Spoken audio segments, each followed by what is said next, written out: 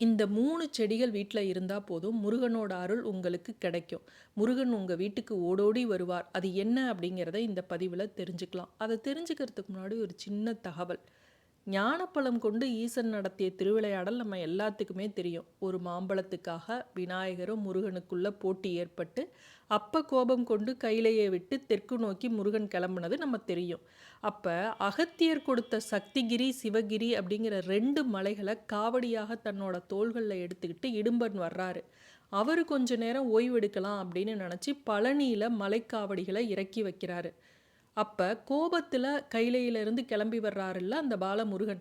அவரு இடும்பன் இறக்கி வச்ச 2 மலைகள்ல, ஒரு மலையில இருந்து ஒரு சஞ்சீவி வாசம் அதிகமாக வருது. அது என்ன அப்படின்னு பார்த்தீங்கன்னா, கடம்ப மரங்கள்ல பூத்து குலுங்கக்கூடிய மலர்களோட வாசம். அந்த வாசத்தினால ஈர்க்கப்பட்டு முருகன் அந்த அழகிய சக்திகிரியை தன்னோட இருப்பிடமாக கொண்டார். அதனால முருகனுக்கு ரொம்ப விசேஷமாக இந்த பூவானது சொல்லப்படுகிறது. கடம்ப மரத்துக்கும் முருகனுக்குமான தொடர்பை சங்க பாடல்கள் பல இதில் நம்ம பார்க்கலாம். கடம்பமர் நெடுவேல் அப்படின்னு பெரும் பாணாற்றுப் படையும், கடம்பின் சீர்மிகு நெடுவேல் அப்படின்னு மதுரை காஞ்சியும் சுட்டி காட்டுது. அது மட்டும் இல்லை, கடம்ப மலர்களால் கட்டப்பட்ட மாலைகளை தான் விழாக்களின் போது முருகனுக்கு அணிவிப்பாங்க. இந்த செய்தியை அகநானூறு புறநானூறு சங்க இலக்கியங்கள் கூட தெரிவிக்குது. முருகனுக்கு மட்டும் இல்லை, திருமாலுக்கும் பூஜிக்க உகந்த கடம்ப மலர். இதை வீட்டில் வச்சோம் அப்படின்னா லக்ஷ்மி கடாட்சம் நமக்கு கிடைக்கும், முருகனோட அருளும் நமக்கு கிடைக்கும். இந்த பழனியில் பார்த்தீங்கன்னா சித்திரை மாதத்தில் அக்னி நட்சத்திர நாட்களில் கிரிவலம் வர்றது ஒரு சிறப்பு.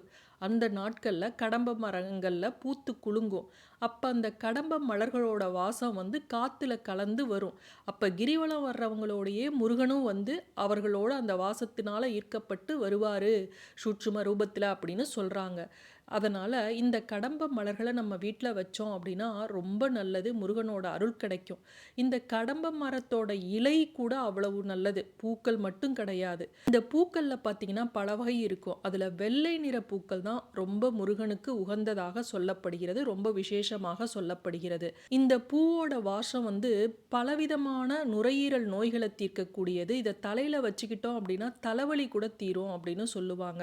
அது மட்டும் இல்லை, இந்த கடம்ப மரத்தோட பட்டை, இலை இதெல்லாம் வயிறு தொடர்பான நோய்களுக்கு மருந்தாக இருக்கு. இதோட விதையும் கூட இயற்கை மருத்துவத்தில் முக்கிய பங்கு வகிக்கிறது. இவ்வளவு அருள் பெற்ற அந்த முருகனோட அருள் கிடைக்கக்கூடிய அந்த செடியை நம்ம வீட்டில் வச்சு நம்ம வளர்ப்போம். இது குழந்தை பாக்கியம் இல்லாதவங்க இதை வீட்டில் வச்சு வளர்த்தோம் அப்படின்னா கூட அந்த வாசத்துக்கு முருகனோட அருள் நமக்கு கிடைக்கும். அதே போல் அந்த சஞ்சீவி காத்துனால குழந்தை பிறக்கக்கூடிய பாக்கியம் கூட கிடைக்கும் அப்படின்னு சொல்கிறாங்க. இந்த செடிகளில் உங்கள் வீட்டில் எந்த செடி இருக்குது அப்படிங்கிறத கமெண்ட்டில் தெரியப்படுத்துங்க. நீங்கள் உங்களுக்கு செடி பிடிக்குமா, செடியோட பேசுவீங்களா அப்படிங்கிறதையும் கமெண்ட்டில் தெரியப்படுத்துங்க. வீடியோ பிடிச்சிருந்தா மறக்காமல் லைக் பண்ணுங்கள், ஷேர் பண்ணுங்கள் உங்கள் ஃப்ரெண்ட்ஸ்க்கெல்லாம்.